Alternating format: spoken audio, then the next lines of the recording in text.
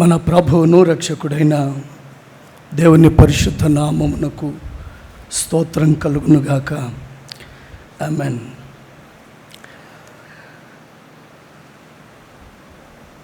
నన్ను ఈ స్థలానికి ఆహ్వానించిన స్థానిక సంఘ కాపరులు, దైవజనులు, 20 దైవజనులకి, పాస్టర్ డానియల్ సాల్మన్ గారికి, అలాగే పాస్టర్ సుధీర్ గారికి, వారిరువురికి కూడా చీరాల జీవన్ టెంపుల్ తరపున, నా కుటుంబం తరపున ప్రత్యేకమైన వందనాలు తెలియపరుస్తున్నాను. మాత్రమే కాదు, మరి స్థానిక కమిటీ పెద్దలు, ప్రెసిడెంట్ గారు, సెక్రటరీ గారు, అలాగే ట్రెజరర్ గారు, మిగతా ఎగ్జిక్యూటివ్ మెంబర్స్ అందరికీ కూడా ప్రత్యేకమైన వందనాలు తెలియపరుస్తున్నాను. అలాగే చేరి వచ్చిన దేవుని బిడ్డలైన మీ అందరికీ కూడా ప్రభు పేరట వందనాలు తెలియపరుస్తున్నాను. మరి చక్కని ఉద్దేశంతో ఈ యొక్క కూడిక ఏర్పాటు చేయబడింది. మరి కుటుంబాలను బలపరుచు నిమిత్తమై, కుటుంబాలు కట్టు నిమిత్తమై మరి ఏర్పాటు చేయబడిన ఈ ప్రార్థన కూడికను బట్టి ప్రభువును స్తుతిస్తున్నాను. అలాగే అందులో ఈ దిన నేను కూడా పాలి భాగస్థుడైనందుకు ప్రభువుని ఎంతగానో స్తుతిస్తున్నాను. మీ మధ్యకు రావడం సంతోషంగా భావిస్తున్నాను. గత ఈస్టర్ రోజున ఆహ్వానం అందుకున్నాను మీ మధ్యకు రావడానికి. మరి అప్పుడు కుదరలేదు. ప్రభు ఈ దినాన్ని అనుకూలపరిచారని నమ్మి మరి ఒక పర్యాయము ప్రభువుకి స్తుతులు స్తోత్రాలు చెల్లిస్తున్నాను. ప్రభు నామమునికి మహిమ కలుగునుగాక. ఆమేన్. కొన్ని విషయాలు మీతో మాట్లాడతాను. మరి కుటుంబం అనేది మాట్లాడుటకు పెద్ద సబ్జెక్టు. ఎన్నో విషయాలు ఉన్నాయి, ఎన్నో కుటుంబాలు ఉన్నాయి. ఏ కుటుంబాన్ని తీసుకున్న బైబిల్ గ్రంథంలో 1 గంట మాట్లాడవచ్చు. మరి కుటుంబంలో వ్యక్తుల పాత్రలు తీసుకున్న భర్తనో, భార్యనో, బిడ్డలనో, రిలేషన్స్ అనో, లేదంటే కనుక కుటుంబాలతో సంఘానికి ఉన్న రిలేషన్స్, వారి బాధ్యతలేమో, ఇలాగా ఏ ఒక్కటి తీసుకున్నా అదొక పెద్ద టాపిక్కే. బైబిల్లో ఓల్డెస్ట్ టాపిక్ ఏదైనా ఉందంటే అది ఫ్యామిలీనే. ఎందుకంటే కనుక the oldest institution by God is family. ఎందుకనుక family is older than the church. సంఘానికంటే ముందే స్థిరపరచబడింది, స్థాపించబడింది, ఏర్పాటు చేయబడింది కుటుంబము. దేవుని మనస్సులో నుండి పుట్టింది కుటుంబము. గమనించండి, చక్కని హెచ్చరికలు నేను వస్తూ ఉండగా కూడా వింటూ ఉన్నాను. కుటుంబంలో విషయాలు ఎలాగా కట్టబడతాయో దాని గురించి. అయితే ఇది నాన్న ప్రభు అంటే ఈ విషయం నాకు తెలియపరచబడినప్పుడు చాలా విషయాలు మనసులోకి వచ్చినాయి. ఏం మాట్లాడాలి? కుటుంబ కుటుంబ క్షేమము నిమిత్తమై ఫ్యామిలీ రిట్రీట్ అని పెట్టారు. ఏం మాట్లాడాలి అంటే వ్యక్తుల రెస్పాన్సిబిలిటీస్ మాట్లాడదామా, లేదంటే కనుక కుటుంబ విలువల గురించి మాట్లాడదామా, what is Christian family role in the present world, ఇలాగ రకరకాల టాపిక్స్ నా మనసులోకి వచ్చినాయి. అయితే వీటన్నిటినీ ప్రార్థన చేసుకుంటున్న తరుణంలో ప్రభు ఒక దాని మీద నా మనస్సు నిలిపారు. అయితే దాని మీద 2 ప్రసంగాలు సిద్ధపడ్డాను. ముందు తెలియపరచబడిన ప్రకారం ఉదయకాలం సెషన్లో ఒక ప్రసంగమని, మధ్యాహ్న కాల సెషన్లో ఒక ప్రసంగమని, ఈ రూతు గ్రంథాన్ని చదవబడిన వాక్య భాగం ఉంది కదా, దాని మీద 2 ప్రసంగాలు సిద్ధపడ్డాను. ఏదేమైనా అందులో నుండి ఇది ఒక విషయాన్ని మెదుగుటి తేవడానికి ప్రయత్నం చేస్తాను. అందరూ దేవుని వాక్యం పైన మనసు పెట్టండి, శ్రద్ధపడి దేవుని వాక్యాన్ని మనం నేర్చుకుందాం. రూతు గ్రంథము 1వ అధ్యాయము 6వ వచనం చదువుదాం. ఒకసారి నేను కూడా చదివి చిన్న ప్రార్థన చేసి వాక్యంలోనికి వెళ్తాను. రూతు గ్రంథము 1వ అధ్యాయము 6వ వచనము.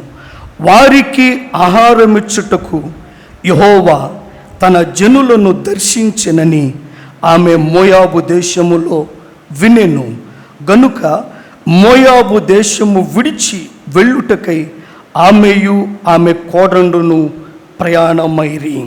చిన్న ప్రార్థన చేస్తాను. పరిశుద్ధుడా, ప్రేమ కలిగిన తండ్రి, ఈ ప్రార్థన కూడిక కొరకు సంఘము ప్రార్థించారు, సేవకులు ప్రార్థించారు.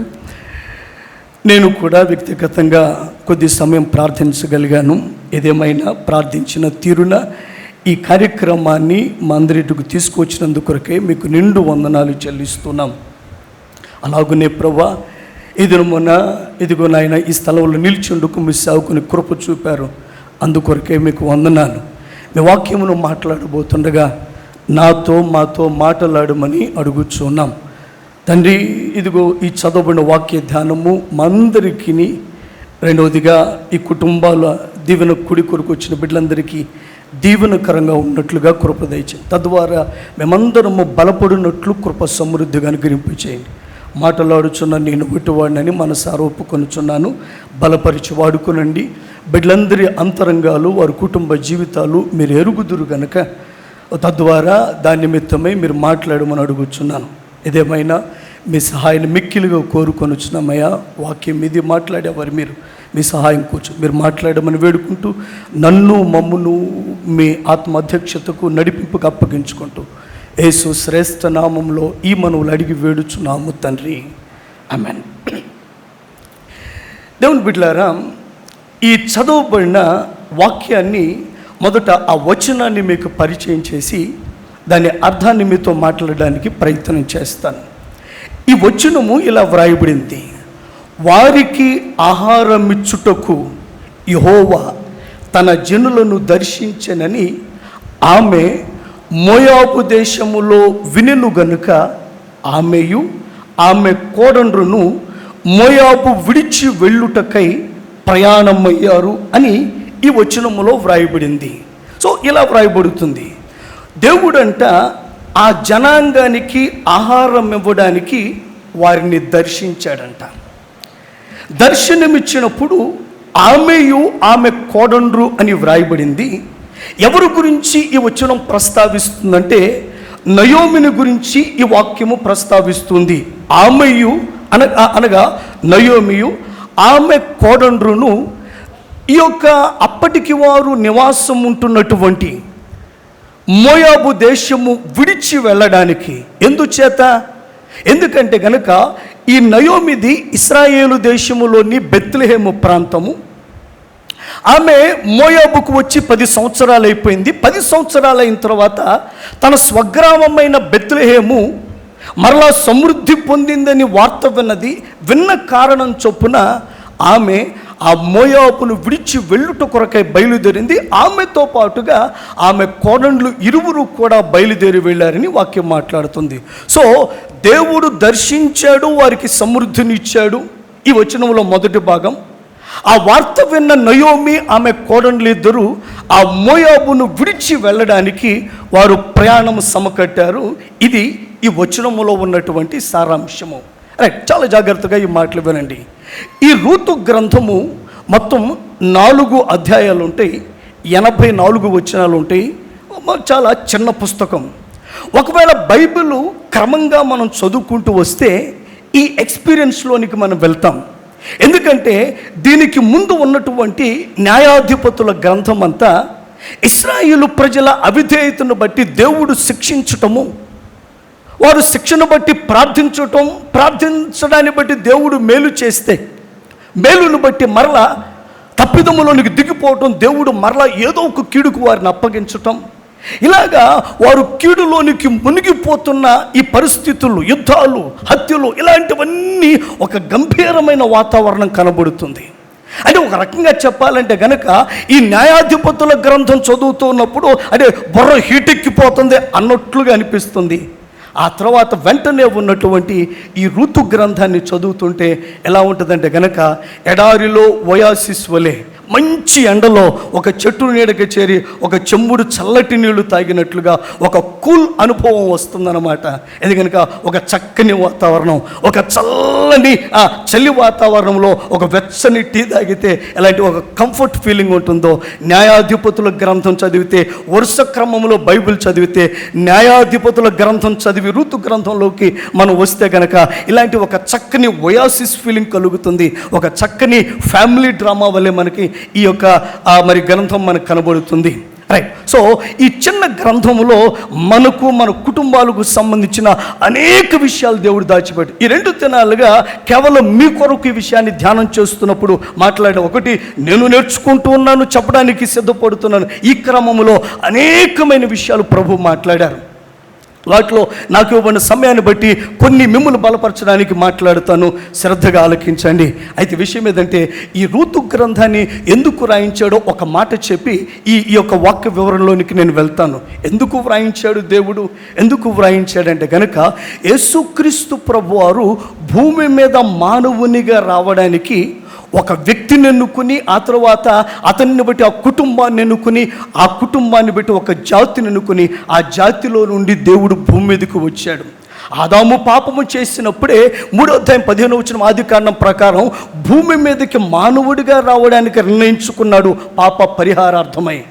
ఆ ప్రణాళిక నెరవేర్పులో భాగంగా ఒక వ్యక్తిని, తద్వారా ఒక కుటుంబాన్ని, తద్వారా ఒక జాతిని ఎన్నుకుని, ఆ జాతిలో నుండి దేవుడు భూమి మీదకి కన్యామర్య గర్భాన మానవునిగా వచ్చాడు. అయితే ఈ రూతు గ్రంథాన్ని వ్రాయించడం గల ఉద్దేశాల్లో ఒకటి ఏమంటే గనక, ఆ కుటుంబాన్ని, ఆ వంశావళిని దేవుడు పరిచయం చేస్తూ ఉన్నాడు. రూతు గ్రంథం 4వ అధ్యాయంలో చివరి మాటలు ఆ వంశావళిని పరిచయం చేసి గ్రంథకర్త దాన్ని ముగిస్తాడు. ఆ కుటుంబాన్ని పరిచయం చేశాడు. రెండవది ఏమంటే గనక, ఎందుకు ఈ గ్రంథాన్ని దేవుడు వ్రాయించాడు అంటే గనక గమనించండి, దేవుడు ఎవరి కుమారుడు అని పిలువబడ్డాడో ఆయనను పరిచయం చేయడానికి ఈ గ్రంథాన్ని వ్రాయించాడు. గమనించండి, దావీదు అనే పేరు మొట్టమొదటిగా ఈ రూతు గ్రంథంలోనే కనబడుతుంది. నేనంటాను, దావీదును పరిచయం చేయడానికి దేవుడి గ్రంథాన్ని వ్రాయించానంటాను. ఆ కథంతా వ్రాసుకుంటూ వచ్చి చివరిలో ఆయనను పరిచయం చేసి, ఆ వంశావళిని పరిచయం చేసి ఈ గ్రంథాన్ని ముగిస్తాడు గ్రంథకర్త. దేవుని యొక్క ఆత్మ అధ్యక్షతలో ఈ గ్రంథం వ్రాయబడగా దావీదును పరిచయం చేయడానికి ఈ గ్రంథం రాశాడు. గమనించండి, దావీదును పరిచయం చేశాడు. ఈ గ్రంథం పేరు రూతు గ్రంథము. విషయం ఏంటంటే గనక, ఈ దావీదు ఎవరయ్యా అంటే గనక రూతు యొక్క మనవడు కొడుకు. రూతు కొడుకు ఓబేదు, ఓబేదు కొడుకు యెషయి. అంటే రూతు మనవడు యెషయి, ఆ మనవడు కొడుకే. నేను అంటున్నాను, ఖచ్చితంగా ఈ గ్రంథంలో ప్రధాన పాత్ర అయినటువంటి రూతు దావీదు గారిని ఖచ్చితంగా ఎత్తుకుని ఆడించే ఉంటుంది, జోలపాటలో పాడే ఉంటుంది అనుకుంటున్నాను. ఎందుకంటే గనక మనవడి కొడుకుని ఎత్తుకోవడం ఆ రోజుల్లో పెద్ద విశేషమే కదా. ఆ రోజుల్లో ఆరోగ్యాలు, వయసులు బట్టి ఖచ్చితంగా ఇదిగో ఈ గ్రంథంలో కనిపించేటువంటి రూతు దావీదు గారిని ఎత్తుకునే ఉంటుంది అంటాను నేను ఖచ్చితంగా. ఎందుకంటే మనవడి కొడుకే, మనవడి యెషయి, ఆమె కొడుకు, ఆయన కొడుకు దావీదు. విశేషం ఏదంటే గనక ఈ గ్రంథము గమనించండి, దావీదును పరిచయం చేయడానికి వ్రాయబడింది, యేసుక్రీస్తు వంశావళిని పరిచయం చేయడానికి వ్రాయబడింది. ఇంతటి మహోన్నత ఉద్దేశంతో గమనించండి ఈ గ్రంథం వ్రాయబడింది. సో ఈ కోర్ ఉద్దేశాన్ని దేవుడు బయలుపరుస్తూ దాని వెనుకటి నేపథ్యాన్నంతా చక్కని ఫ్యామిలీ డ్రామా వల్లే వ్రాసుకుంటూ వచ్చాడు. అందులో మన ఆ కాలమునకు ప్రస్తుత మన కాలమునకు సంబంధించిన అనేక శ్రేష్ఠ సూత్రాలు ఈ యొక్క మరి రూతు గ్రంథంలో పొందుపరచబడి ఉన్నవి. ఈ రోజున ఈ గ్రంథములో నుండి కొన్ని కుటుంబాలను మీకు పరిచయం చేస్తాను, మీరు చాలా జాగ్రత్తగా వినాలి. ఇందులో ప్రధాన క్యారెక్టర్స్ బైబిల్ చదివే మనందరికీ తెలుసు. ఎవరిని చెప్తాం ప్రధానమైన క్యారెక్టర్స్? ఒకటి రూత్ అని చెప్తాం, పేరు పెట్టబడింది ఆ గ్రంథానికి. ఆమె భర్త అయిన బోయజు, ఆమెకు వారిద్దరికి ముందుగా పరిచయం చేయబడిన నయోమి. ఇలాగా కొన్ని ప్రాముఖ్యమైన క్యారెక్టర్స్ ఉన్నాయి. మరి కొన్ని పేర్లు వినబడుతాయి, పెద్దగా అంటే ప్రాముఖ్యత అయిపోయినప్పటికీ. గమనించండి, ఓర్పా గురించి వ్రాయబడి ఉంది, అలాగనే మహులోని గురించి వ్రాయబడింది, కిలోని గురించి వ్రాయబడింది. ఇవన్నీ చిన్న చిన్న క్యారెక్టర్స్. ప్రధానమంటే కనుక నయోమి, రూతు, బోయజు గురించి మాట్లాడుతాయి. ఇవి గ్రంథంలో కనిపించే ప్రధానమైన క్యారెక్టర్స్. అయితే విశేషం ఏదంటే ఈ దినమున వారెవ్వరి గురించి మనం మాట్లాడడం లేదు. అయితే విశేషం ఏదంటే పేర్లు అంతగా ప్రస్తావించబడకపోయినా ఈ గ్రంథాన్ని శాసించే జనాంగం ఒకటి ఉంది. ఆ కుటుంబాన్ని గురించి మీతో మాట్లాడడానికి ఈ వచనాన్ని ఎంచుకున్నాను. అయితే ఒకసారి ఆ వచనం మీద మా దృష్టి పెడదాం. రైట్, 1వ అధ్యాయం 6వ వచనము, వారికి ఆహారమిచ్చుటకు యెహోవా తన జనులను దర్శించెను. రైట్. సో ఈ వచన ప్రారంభం ఏంటంటే వారికి ఆహారం ఇచ్చుటకు. ఎవరికి? వారికి అని వ్రాయబడింది. రోజున మొదటి ధ్యాన భాగం ఏదంటే గనక ఎవరి వారు అన్నటువంటిది మీతో మాట్లాడతాను. వారికి ఆహారం ఇచ్చుటకు యెహోవా వారిని ఆహారం ఇవ్వడానికి దర్శించాడంట. ఎవరు వారు అనే దాన్ని మొదట మీకు వివరణ ఇస్తాను, ఆ తర్వాత రెండో భాగం మాట్లాడదాం.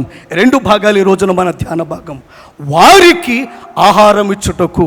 సో మొదట మనం దృష్టి పెట్టవలసినది ఎవరి వారు అనేది, దాని గురించి మనం మాట్లాడదాం. ఎవరి వారు అని అర్థం చేసుకోవడానికి ముందు ఈ గ్రంథములోని చరిత్ర నేపథ్యాన్ని 3 మాటల్లో మీతో మాట్లాడుతాను. చాలా జాగ్రత్తగా వినండి, గమనించండి. ఒకసారి యేసుక్రీస్తు భూమి మీద మానవునిగా జన్మించిన బెత్లెహేము, ఆయన పుట్టిన ఊరు ఎవరు చెప్పండి, మీ అందరికీ తెలుసు కదా, బెత్లెహేము. ఆయన యేసుక్రీస్తు ప్రభువారు భూమి మీద మానవునిగా పుట్టిన ఊరైనటువంటి బెత్లెహేములో ఆయన పుట్టక మునుపు 1000 సంవత్సరాల క్రిందట జరిగిన సంఘటనలు. యేసుక్రీస్తు జన్మించడానికి ముందు 1000 సంవత్సరాల క్రితం ఏం జరిగిందో ఈ రూతు గ్రంథంలో వ్రాయబడింది. అంటే రూతు గ్రంథములో మనకు కనబడే సంఘటనలు యేసుక్రీస్తు ప్రభువారు భూమి మీద మానవుడిగా పుట్టిన గ్రామములో జరిగినవి. ఆయన పుట్టక క్రితము 1000 సంవత్సరాల క్రితం జరిగిన సంఘటనలు ఈ గ్రంథంలో వ్రాయబడినవి. అప్పుడు ఏం జరిగింది అంటే గనక 3 మాటల్లో మీకు చెప్తాను. మొదటి 6 వచనాల్లో ఉన్న చరిత్ర మీకు అర్థమయ్యేటట్లు 3 మాటల్లో మాట్లాడుతాను. సో ఇది బెత్లెహేములో జరిగినటువంటి సంఘటన. అయితే మొదటి 6 వచనాలు ఎక్కడ జరుగుతుందంటే మోయాబులో జరుగుతాయి చరిత్రలో. రైట్. ఇంకొక విశేషం ఏదంటే కనుక ఒక కుటుంబం ఉంది బెత్లెహేములో, ఎలీమెలెకు, నయోమి, ఆ తర్వాత మహ్లోను, కిల్యోను. చిన్న కుటుంబము, చింతలేని కుటుంబం. ఒకప్పుడు ఆ బెత్లెహేములో కరువు వచ్చింది, ఇశ్రాయేలు దేశంలోని బెత్లెహేము ప్రాంతంలో. ఆ కరువును బట్టి ఒక కుటుంబము, ఇదిగో ఎలీమెలెకు, నయోమి, మహ్లోను, కిల్యోను, ఈ కుటుంబము బెత్లెహేము విడిచి పొరుగున ఉన్నటువంటి మోయాబుకు తరలి వెళ్ళారు. మీరు ఈ మాట ఇలా గుర్తుపెట్టుకోండి, వారు మోయాబును విడిచి వెళ్ళారు అన్న మాట గుర్తుపెట్టుకోండి. ఎందుకంటే గనక ఈ 6 వచనాలు 3 మాటలుగా చెప్తాను. అందులో మొట్టమొదటిది ఆ కుటుంబము బెత్లెహేము విడిచి వెళ్ళారు. బెత్లెహేము విడిచి వెళ్ళారు, ఇది మొదటి విషయం. ఆ తర్వాత ఏం జరిగిందంటే గనక 10 సంవత్సరాల నివాసం ఉన్న తర్వాత ఆ కుటుంబం అక్కడ, ఒకసారి వారింటిలోకి మనం తొంగి చూస్తే అక్కడ మనకు 3 స్త్రీలు కనపడతారు. ఒక వృద్ధురాలు, 2 యవనస్తురాండ్లు. వృద్ధురాలైన నయోమి, ఆ విధవరాండ్రైన యవనస్తురాండ్రైన ఆమె 2 కోడళ్ళు రూతు, నయోమి కనబడతారు. సో 10 సంవత్సరాల అనంతరం మనకు కనిపించేది ఎవరంటే 3 విధవరాండ్రైన ఆ స్త్రీలు అక్కడ మనకు కనబడతారు. అయితే ఇలా జ్ఞాపకం పెట్టుకోండి. ఇప్పుడు రెండవది ఏమంటే కనుక ఆ భర్తలు లోకాన్ని విడిచి వెళ్ళారు. అంటే ఈ 6 వచనాల చరిత్ర. ఆ కుటుంబము బెత్లెహేము విడిచి వెళ్ళారు. రెండవది ఆ 3 కుటుంబంలోని 3 భర్తలు లోకాన్ని విడిచి వెళ్ళారు, ఇది రెండవ భాగం. మూడవది ఏమంటే కనుక 6వ వచనంలో వ్రాయబడింది. 6వ వచనం చివరి మాట ఏం చెప్పండి, ఆమెయు ఆమె కోడండ్రు మోయాబు దేశము విడిచి వెళ్ళుటకై ఆమెయు ఆమె కోడండ్రును ప్రయాణమైరి. ఇక్కడ మూడవది ఏమంటే కనుక 10 సంవత్సరాల తర్వాత నయోమి వారి దేశం అంతా బాగానే ఉన్నది అన్న వార్త విన్న తర్వాత ఆమెయు ఆమె కోడన్రు మోయాబు విడిచి వెళ్ళుట కొరకై వారు ప్రయాణాన్ని ప్రారంభించారు. సో విడిచి వెళ్ళారు అన్న ఒక ఫ్రేజ్ గుర్తుపెట్టుకుంటే ఈ 6 వచనాల చరిత్ర మనకు అర్థమైపోతుంది. వారు బెత్లెహేమును విడిచి వెళ్ళారు, వారి భర్తలు లోకాన్ని విడిచి వెళ్ళారు. ఈ 3 విధవరాండ్రైన స్త్రీలు మోయాబు విడిచి వెళ్ళుట కొరకై ప్రయాణం ప్రారంభించారు. సో టోటల్గా మనకు వినిపించే ఫ్రేజ్ ఏమంటే కనుక విడిచి వెళ్ళారు అన్నటువంటిది. ఏం చెప్పండి, విడిచి వెళ్ళారు అన్నటువంటిది.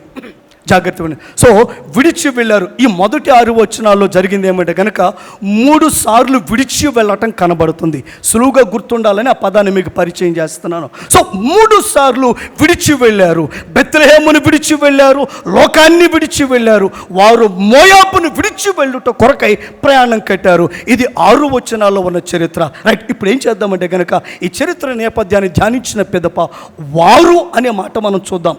మొదట దాని అర్థమైతే కనుక మనకు ప్రసంగం లోతుకు వెళ్ళడానికి అవకాశం ఉంది. ఎవరి వారు? చాలా జాగ్రత్తగా వినండి. మనకు అర్థమవుతున్నది ఏమంటే గనక గమనించండి. బెత్లెహేములో కరువు వచ్చింది, జాగ్రత్తగా వినాలి. కరువు వచ్చిన తర్వాత ఒక కుటుంబము బెత్లెహేమును విడిచి మంచిగా బ్రతుకుట కొరకై మోయాబుకు తరలి వెళ్ళారు. ఈ రోజున మన కాన్సన్ట్రేషన్ విడిచి వెళ్ళిన ఆ కుటుంబం గురించి మనం మాట్లాడాల. మన ఫోకస్ ఎక్కడ పెడుతున్నామంటే వెళ్ళకుండా నిలిచిపోయిన కుటుంబాల మీద పెడుతున్నాం. మీరు బాగా గుర్తుపెట్టుకోండి. సో ఈ రోజున మన టాపిక్ ఎవరంటే విడిచి వెళ్ళిన నయోమి గురించో, తిరిగి వచ్చిన రూతు గురించో, బోయజు గురించో మనం మాట్లాడాల. మీ అందరికీ తెలుసు. అయితే విషయం ఏదంటే ఈరోజు మన ఫోకస్ దీని మీద పెడుతున్నామంటే కనుక కరువు కాలంలో బెత్లెహేములోనే నిలిచిపోయిన కుటుంబాల గురించి మీతో మాట్లాడబోతున్నాను. ఈరోజున మన ఫోకస్, మన కాన్సన్ట్రేషన్ విడిచి వెళ్ళకుండా నిలిచిపోయిన బెత్లెహేము కుటుంబాలు ఈ రోజున మన ధ్యాన భాగం. ఎంతమందికి మాట అర్థమవుతుంది? క్లియర్? రైట్. సో ఈ రోజున మనం వాళ్ళ గురించి, మెయిన్ క్యారెక్టర్స్ గురించి మాట్లాడట్లా. ఏమంటే కనుక ఇండైరెక్ట్గానే పెద్ద బోధ చేస్తున్న కుటుంబాలు కొన్ని ఉన్నాయి. వారి గురించి మనం మాట్లాడబోతున్నాం. ఎవరయ్యా వీరంటే కనుక బెత్లెహేము విడిచి వెళ్ళకుండా అక్కడే నిలిచిపోయిన కుటుంబాలు. వారి గురించి మనం మాట్లాడబోతున్నాం. వారు అని ప్రస్తావించారే, ఎందుకు వారి గురించి మాట్లాడాలండి? లేని పొందేమని తీసుకొచ్చి ప్రసంగం కొరకు ఏరుకుని మాటలు కాదు. విషయం ఏదంటే కనుక వారిని దేవుడు దర్శించాడు, దేవుడు వారికి సమృద్ధినిచ్చాడు, వారికి ఆహారం ఇచ్చిన కొరకే వారి ప్రత్యేక స్థితిలో వారిని పరామర్శించాడు అన్న అర్థము 6వ వచనంలో కనబడింది. కనుక దేవుడు దర్శించిన వారి గురించి, దేవుడు సమృద్ధినిచ్చిన వారి గురించి, దేవుడు పరామర్శించిన వారి గురించి, దేవుడు మర్చిపోక జ్ఞాపకము చేసుకున్న ఆ కుటుంబాల గురించి మనం మాట్లాడబోతున్నాం. ఎందుకు దర్శించాడు, ఎందుకు సమృద్ధిని ఇచ్చాడు, ఎందుకు ఆదరించాడు, ఎందుకు వారి పక్షంగా ఈ వచనం వ్రాయబడింది అంటే మొదటి 5 వచనాలు ఆ కుటుంబం గురించి మాట్లాడి 6వ వచనములో పేరు ప్రస్తావించబడకపోయినా నిలిచిపోయిన బెత్లెహేము కుటుంబీకుల గురించి, బెత్లెహేము వాసుల గురించి, బెత్లెహేము కుటుంబాల గురించి వ్రాయబడింది. సో ఇప్పుడు విశేషం ఏదంటే వారికి అన్న మాటకు మొదటి అర్థం ఏదంటే కనుక కరువు కాలములో బెత్లెహేము విడిచిపెట్టక బెత్లెహేములోనే నిలిచిపోయిన ఇశ్రాయేలీల గురించి ఈరోజు మనం మాట్లాడబోతున్నాం. వారికి అంటున్నాడు.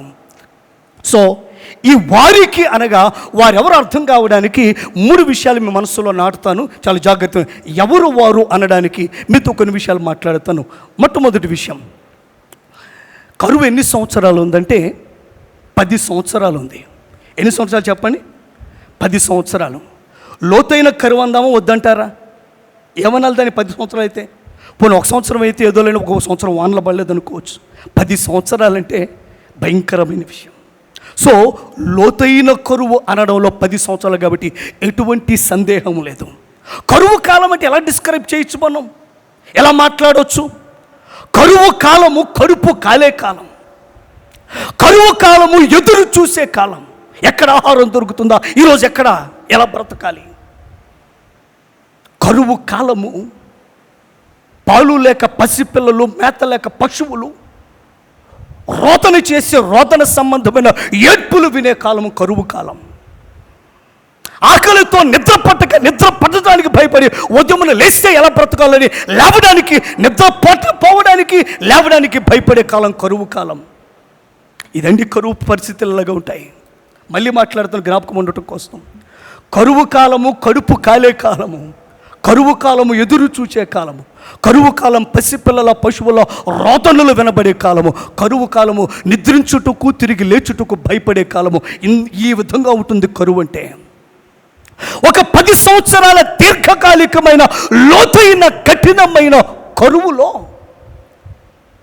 ఈ బెత్లెహేములో ఒక కుటుంబం తరలి వెళ్ళింది. వారి గురించి కాదు ఈరోజు మన ఫోకస్. నిలిచిపోయారే, దేవుని చేత దర్శించబడ్డారే, వారి గురించి మనం మాట్లాడుతున్నాం. ఎవరు వీరంటే మొట్టమొదటి సమాధానం, కరువును బట్టి కలిగిన శ్రమలోను బెత్లెహేమును విడిచిపెట్టక నిలిచిపోయిన ప్రజలు. ఒక మాట మీతో మాట్లాడుతాను, జాగ్రత్త వినండి. ఎందుకు వారు బెత్లెహేములోనే ఉండిపోయారు? ఎలీమెలెకు ఎలిమెలకు, నయోమి, మహులోను, కిల్యోను ఆ కుటుంబం వెళ్ళినట్లుగా మిగతా వారు వెళ్ళలేరా? ఎందుకు ఆగారంటారు? వాళ్ళకి ఛార్జీలు ఉన్నాయి, వీళ్ళకి ఛార్జీలు లేవా? వాళ్ళకి దారి తెలుసు, వీరికి దారి తెలియదా? లేదంటే కనుక వాళ్ళేదో కారక చుట్టాలు ఉన్నారు, వీరికి లేరా? 10 సంవత్సరాలు ఉండగా ఎందుకు వారు వెళ్ళలేదు? ఎందుకు అంటి పెట్టుకుని అక్కడే ఉండిపోయారు? ఒక మాట మీతో చెప్తా, జాగ్రత్త వినండి. మీరు తీనవసరం లేదు కానీ మీతో మాట్లాడుతాను. ఈ ఇశ్రాయేలు జనాంగానికి మూల పురుషులు ఉన్నారే, అబ్రహాము. మీరు రాసుకునే వాళ్ళు రాసి పెట్టుకొని తీనవసరం లేదు, నేను చెప్తాను వినండి చాలు. 10వ అధ్యాయం 12వ వచనంలో ఇశ్రాయేలీయులకు మూల పురుషుడైనటువంటి అబ్రహాము కరువులో ఐగుప్తు వెళ్ళాడు. కరువులు ఎక్కడికి వెళ్ళాడు చెప్పండి? కరువు కలగగా ఐగుప్తు వెళ్ళాడు. నెంబర్ 2, ఇశ్రాయేలు 3 పురుషుల్లో 2వ వాడు అలాగుననే అబ్రహాము కొడుకైనటువంటి ఇస్సాకు 26వ అధ్యాయం ఆదికాండం 1వ వచనంలో కరువు భారంగా ఉందని ఫిలిష్తీయుల దేశమైన గెరారు వెళ్ళాడు. 3వది, ఇశ్రాయేలు పితామహుల్లో 3వ వారిగా ఎంచబడినటువంటి యాకోబు, ఇస్సాకు కొడుకు, అబ్రహాము మనవడు. 43వ అధ్యాయం 1వ వచనంలో కరువు భారముగా ఉండని రాయబడింది. 46వ అధ్యాయం 6వ వచనంలో ఏం పడిందంటే కనుక అతడు కుటుంబము ఐగుప్తు వెళ్ళారని రాయబడింది. వారి మూల పురుషులు, వారి జాతి ప్రారంభకులు, భక్తులు కరువు కాలం ముందు ఇతర దేశాలు వెళ్ళారు, తరలి వెళ్ళారు. అంటే కరువును బట్టి ఇతర ప్రాంతాలకు తరలి వెళ్ళే చరిత్ర ఇశ్రాయేలుకు ఉంది వారి పితరుల కాలంలో. ఇప్పుడు నేను మళ్ళీ అడుగుతున్నాను ఈ ప్రశ్న, మరి ఒక కుటుంబం మినహా మిగతా వారందరూ కూడా బెత్లెహేములో ఎందుకు నిలిచిపోయారు? దేవుడు ఎందుకు వారి కోసం ప్రత్యేకంగా దిగి వచ్చి వారికి ఆహారం ఇచ్చి వారి ఆకలి తీర్చాడు? వెళ్ళొచ్చు కదా వీరు కూడా. ఒక మాట చెప్తాను, ఈ రెండింటికి మధ్య ఉన్న తేడా చెప్తాను, జాగ్రత్త పనండి. ఈ అబ్రహాము, ఇస్సాకు, యాకోబుల కాలంలో కరువు వచ్చినప్పుడు వారు అందుబాటులో సమృద్ధి దొరికిన ప్రదేశాలకు తరలి వెళ్ళిన మాట నిజమే. అయితే వారు గతించిపోయిన కొన్ని వందల సంవత్సరాలకు, జాగ్రత్త వినాలి, ఇప్పుడు ఈ రూతు గ్రంథం జరుగుతున్న కాలానికి జరిగిన పరిస్థితులు ఏంటంటే, అప్పటికి వాళ్ళ కాలానికి ధర్మశాస్త్రము లేదు. ఈ రూతు గ్రంథ కాలం నాటికి ధర్మశాస్త్రం ఇవ్వబడింది. 2వది, ఆ కాలంలో దేవాలయం లేదు. ఈ కాలంలో సొలొమోను దేవాలయం అప్పటికి కట్టబడలేదు, కానీ ప్రత్యక్ష గుడారం పేరిట అక్కడ దేవాలయం ఉన్నది షిలోహులో. మాత్రమే కాదు, వీరికి బలులు ఉన్న యాజకులు ఉన్నారు ఋతు గ్రంథకాలం నాటికి. మాత్రమే కాదు, వీరికి సబ్బాతు ఉన్నది, పరిశుద్ధ పండుగలు ఉన్నాయి ఋతు గ్రంథకాలానికి. మాత్రమే కాదు, ఆ ధర్మశాస్త్ర గ్రంథములో లోతైన బోధలు కూడా ఉన్నాయి. ఏంటా బోధలు? అన్యుల సహవాసం మీకు వద్దు, అన్యులతో వివాహాలు మీకు వద్దు అన్నటువంటి బోధలు ఉన్నాయి. శ్రేష్టమైన వాగ్దానాలు వారికి ఉన్నాయి, అనుభవించిన సాక్ష్యాలు ఉన్నాయి. ద్వితీయోపదేశకాండలో ప్రభు మాట్లాడుతాడు, ఇది యెహోవా లక్ష్యపెట్టు దేశం అంటుంది. అక్కడ సంవత్సరాది మొదలుకొని సంవత్సరాంతం వరకు యెహోవా కన్నులు దాని మీద నిలుచు దేశం అని ఉంటుంది. దేవుడు దాన్ని చూసే దేశమని, ప్రభు కన్నులు దాని మీద ఉండే దేశమని, యెహోవా లక్ష్యపెట్టు దేశమని, అది ఆకాశ జలము త్రాగు దేశమని, పాలు తేళ్లు ప్రవహించు దేశమని, దేవుడు తోడుగా ఉన్న దేశమని, అది వారి స్వాస్థ్యముగా ఇవ్వబడిన వాగ్దాన భూమి అన్నటువంటి జ్ఞాపకాలు, బోధలు ఉన్నాయి, అనుభవాలు ఉన్నాయి, అన్యుల సహవాసముతున్న బోధలు ఉన్నాయి, ఆలయంలో చేయవలసిన పండుగలు ఉన్నాయి, సబ్బాతు ఉన్నది, పరిశుద్ధ పండుగలు ఉన్నాయి, యాజకులు ఉన్నారు, ధర్మశాస్త్రం ఉంది, దేవాలయం ఉంది, అక్కడికి చేరి చేయవలసిన విధులు ఉన్నాయి. ఇవన్నీ ఉన్నాయి. ఎప్పుడు? ఈ ఋతు గ్రంథం కాలానికి. ఇప్పుడు నేను అంటున్నాను, కరువు వచ్చిందని ఒక కుటుంబం తరలి వెళ్ళారు కదా, ఇప్పుడు వారి గురించి మాట్లాడలేదని మనం చెప్పుకున్నాం. మరి మిగతా వారు ఎందుకు నిలిచిపోయారు? ఎందుకు నిలిచిపోయారంటే, జాగ్రత్తగా ఈ కారణం చెప్తాను. దేవునిని బట్టి, దేవుని బోధనను బట్టి, దేవుని మనస్సాక్షిని బట్టి ఆపారు. ఎందుకు? ఏది వారిని బట్టి బలంగా ఆపింది? మళ్ళీ మాట్లాడుతున్నాను, మానవరీతిగా మాట్లాడుతుంటే ఛార్జీల్లోకో దారిదలోకో కాదు, వాళ్ళు వెళ్తే వీరు వెళ్ళలేక కాదు, వారిని పట్టిలాగింది ఒకటే దైవికమైన మనస్సాక్షి. మీకు నేను చెప్పే విషయాలు ఇంకా బాగా అర్థం కావాలంటే ఇంటికి వెళ్ళిన తర్వాత ద్వితీయోపదేశకాండం 11వ అధ్యాయం చదవండి. దేవుడు వారిని అక్కడ ఉండమని చెప్పిన ప్రధానమైన కారణాలు మనకు అర్థమవుతాయి. సో ఇప్పుడు విశేషం ఏంటంటే కనుక ఈ నిలిచిన వారు ఎందుకు నిలబడ్డారు? ఒక పక్కన కడుపు కాలుతుంది, పిల్లలు ఏడుస్తున్నారు, ఆహారం తినట్లేదు, ఎన్ని సంవత్సరాలు సరిపెట్టుకుంటారు, బక్కగా అయిపోయి ఉంటారు, పశువులు చాలా వరకు చనిపోయి ఉంటాయి, ఆప్తులైన వారు చాలామంది చనిపోయి ఉంటారు, రోజుకు ఒక సమాధి కార్యక్రమం కరువును బట్టి. ఇలాంటి భయంకరమైన పరిస్థితుల్లో వారు కేవలము దేవునిని బట్టి, దేవుని బోధను బట్టి, మంచి దేవుని మనస్సాక్షిని బట్టి వారు బెత్లెహేములోనే నిలిచిపోయారు. ఇప్పుడు వారికి అన్నాం కదా, ఎవరికి అంటే కనుక నెంబర్ 1, లోతైన కరువులో శ్రమలో కూడా దేవుని బట్టి కలిగిన మనస్సాక్షిని బట్టి నిలిచిపోయిన ప్రజలు. చెప్పని వారు నిలిచిపోయిన ప్రజలు. లోతైన కరువు ఉంది, శ్రమ ఉంది, ఇబ్బంది పోయి వడిచిపుట్టి పరుగున పారిపోయేటువంటి పరిస్థితులే ఉన్నాయి. కానీ ఒక మంచి మనస్సాక్షి వారిని ఆపేస్తుంది. అక్కడ కరువులో కూడా దేవుని కొరకు దేవుని మనస్సాక్షిని కాపాడుకుంటూ కరువును జయిస్తూ అయితే ఇందులే, వస్తే వచ్చిందిలే, పడితే పడ్డాములే, చనిపోతే ఇలా ప్రతిరోజు ఏదో ఒక విషయాన్ని బట్టి సరిపెట్టుకోవటమే. సో లోతైన కరువులో కూడా దేవుని మనస్సాక్షిని బట్టి నిలిచిపోయిన ప్రజలు ఎవరు చెప్పండి? లోతైన కరువులో నిలిచిపోయిన ప్రజలు. ఇది మొదటి సమాధానం. ఎవరంటే గనక కరువులో కూడా దేవునిని బట్టి నిలిచిపోయిన ప్రజలు అని అంటాను. ఇది మొదటి సమాధానం.